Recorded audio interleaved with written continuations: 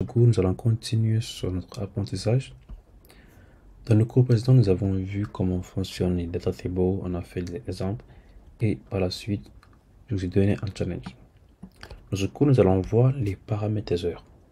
À quoi ça sert? La fonctionnalité data table permet d'ajouter des données tabulées aux étapes de scénario.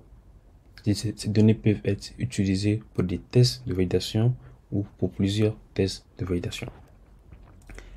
Là, dans ce cours, le paramétriseur qu'on va utiliser avec Scenario Outline est une fonctionnalité qui permet de créer des scénarios génériques avec des paramètres. Cela permet de définir un scénario de base et de l'appliquer à plusieurs cas de tests différents. Ici, par exemple, on va décommenter notre code. Donc, décommenter, on va utiliser ce scénario-là pour faire notre exercice sur le paramétriseur. Donc, avant de pouvoir le faire, il faut mettre Outline qui va permettre de spécifier que c'est un paramétriseur. Donc, avant de commencer tout ça, dans notre scénario, dans l'Open, on dit que on doit mettre le nom de l'utilisateur et son mot de passe. Mais dans cette condition-là, on peut mettre, si par exemple, on veut spécifier l'utilisateur, on va mettre par exemple Henri, son mot de passe qui va être 1, 2, 3, 4, 5, 6. Donc, en faisant ça, il y aura uniquement l'utilisateur Henri avec le mot de passe 1, 2, 3, 4, 5, 6 qui peut être connecté, qui peut avoir une connexion qui est réussie. Mais pour avoir différents utilisateurs, on peut faire une liste d'utilisateurs avec leur identifiant par exemple et leur mot de passe. Donc pour faire simplement, là on a mis Outline et comme vous voyez il y a un rouge ici. Il va nous générer, il va nous faire un create session et dans ce partie là, on va mettre l'exemple que nous souhaitons avoir. Ici par exemple on va mettre nom utilisateur.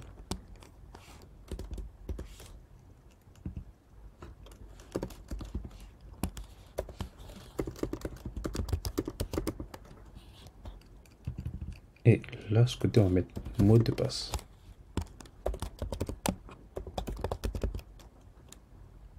Voilà. Et même là, pour mettre les valeurs, il faut juste remettre les lignes. Après, on va changer les valeurs. Donc, dans ce colonne-là, il y aura le nom. Donc, on va effacer ça. On va mettre le nom, par exemple, Henri. Son mot de passe qui était 1, 2, 3, 4, 5, 6.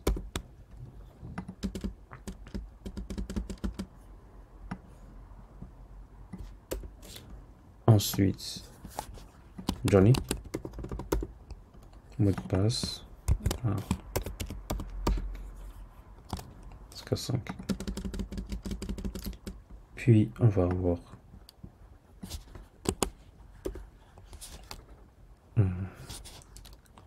John. Mot de passe 1, 2, 3, 4, 5. 4.